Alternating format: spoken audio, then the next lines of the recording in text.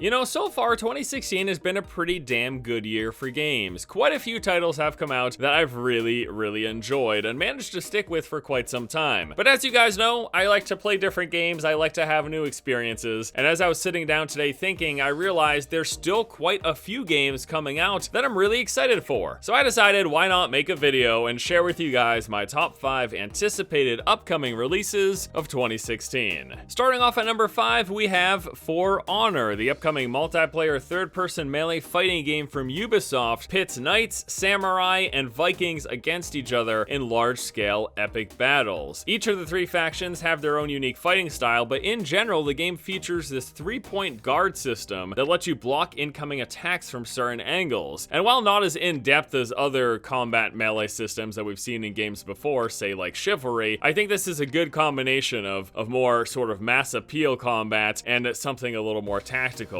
Beyond the guard system, there's also guard breaks and dodging to help mix things up as well. At the moment, we only know about a 4 vs 4 game mode, but the game features AI enemies. I guess you could liken it to what Titanfall did, where you've got the real players that you're fighting against, but there's also AI infantry that you have to contest with as well, and that's part of winning the match. It's not just about me fighting this other player, there's other things to do, there's other objectives to consider. So having these waves of enemies that you have to strike through or fight with, and then at times having these kind of epic battles versus other actual players, I think is a good way to break up the gameplay and make it so that it's just a little more interesting. It's got a few more layers to it. I'm not entirely sure how much time I would spend with a game like For Honor, probably not more than a few weeks, but I could definitely really see myself enjoying this game, especially playing with some of my friends. Now on to number 4 is the World of Warcraft Legion expansion, and I know, Force, you're talking about WoW once again. Why don't you get over the game? I can't. It's ingrained in me. It's part of who I am in terms of my gaming history. In this expansion, the Burning Legion is invading once again. We'll get access to a brand new Demon Hunter class, artifact weapons, as we explore the Broken Isles with new dungeons and raids, new creatures to fight against, new world bosses, and actually a focus on world events kind of Guild Wars 2 style, which I'm looking forward to checking out. Of course, by now, you already know if you care about the World of Warcraft. It just so happens that I am a person who does, and every time something new comes to the game, I'm going to want to check it out. So it can't help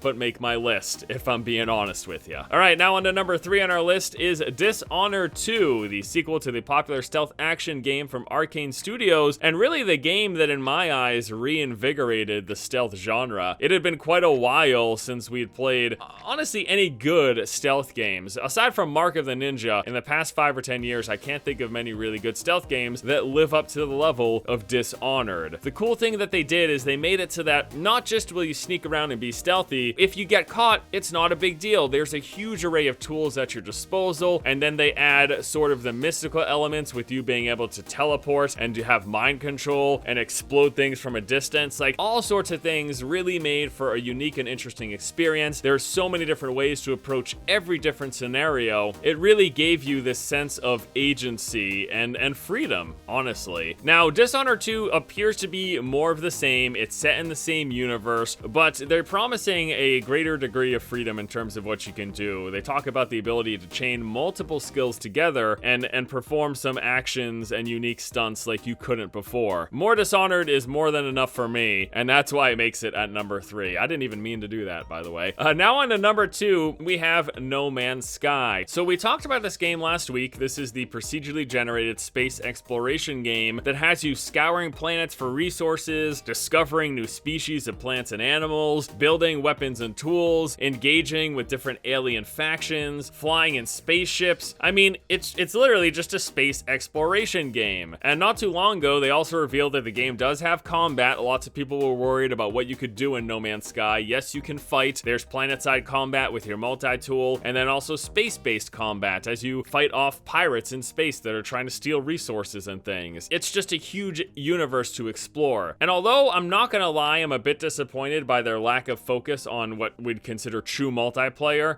You're not just going to be able to team up with your friends and go explore together. I think that's kind of a mistake, but either way, I'm still looking forward to No Man's Sky and making my own discoveries and having my own adventures. And finally, the #1 most anticipated game for me is Battlefield 1. The funny thing about this is, had this been just another modern or future Battlefield, I doubt it would even have made my top 5, but because they've decided to go back in time to the original World War, I am so excited to play. Now, some of you may say to me, well, Force, that's stupid because all this is like less interesting weaponry. But to me, it's more than that. The pace is gonna slow down a little bit. Gameplay is so focused on being esports and breakneck and going as fast as possible. And although this is still likely gonna be another Battlefield game, because of the weaponry, because of the vehicles, the pace will be taken down at least a tiny bit. And I like that. I like the more time to think and respond to situations, as opposed to just getting like auto locked on from homing missiles and just exploding and you know what I mean? The setting is also interesting to me because this takes me back to my childhood when I played games, when I played shooters that were set during World War II and World War I. That original era of FPS games, I have a reverence for and I really enjoyed. And it's been so long since we've had a big shooter come out and be set in this time period. So